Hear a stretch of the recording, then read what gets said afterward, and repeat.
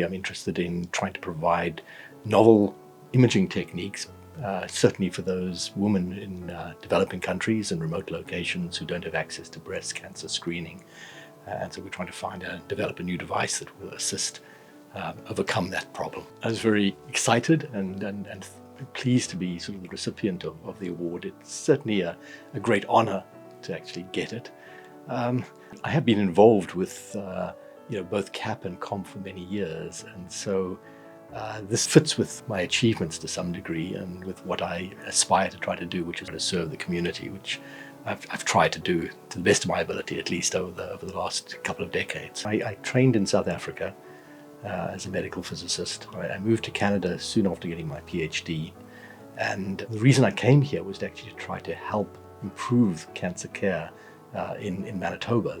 At those days, which was back in the early 90s, things were a little rough here, to be quite honest. The systems I had back in South Africa were better than what we had here, and so my goal was really more focused on the clinical aspects of cancer treatment. But soon after I got here, I got appointments at the university, both in physics and in radiology, and that sort of started my research career to some degree, because I was always interested in research.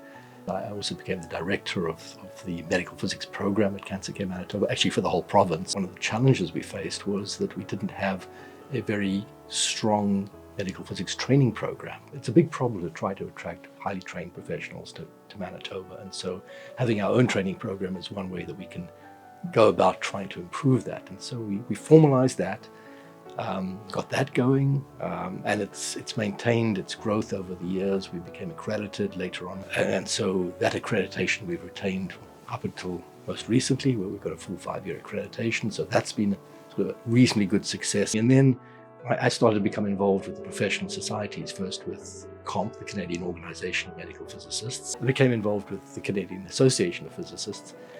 So I've spent quite a long time being associated directly with these two organizations. And at the same time, I was also doing a postgraduate diploma in business administration. And so I spent quite a bit of time in both organizations looking at the structures of the organizations, trying to restructure them to work better. It wasn't always easy, but I think at this point, both organizations are working very, very well. One of the things that people don't know a great deal about me is I spent a number of years in the military as well. And so that does inherently bring out some leadership styles in people, I think, and provides you opportunities to grow in that area. And so I've always felt comfortable in my own domain. I tend to be relatively quiet and prefer to work behind the scenes rather than in front of the camera as such. But I do speak my mind when I see things are not working. And the same thing was true at Cancer Care Manitoba, where again I had a leadership role within the organization at quite a senior management level for a number of years. Well, it's a great organization. It really strives to serve the community as well. But as with any organization, there's always challenges that need to be improved and changed. And so that was, again, a good ground for me to make changes in the organization and try to improve our treatments in those days. But I would say the biggest contribution I've probably made there in the long run has been in terms of the academic aspects and providing an opportunity for us to train students that will go on to serve not only at Cancer Care Manitoba, but throughout the whole Canadian and North American community. People ask for help, and I tend to have a difficulty in saying no, and I enjoy making a difference. It's nice to see students leave the lab. It's sad always when they do leave the lab, but it's nice to see them go into the field that is going to, again, give back to the community in one way or the other.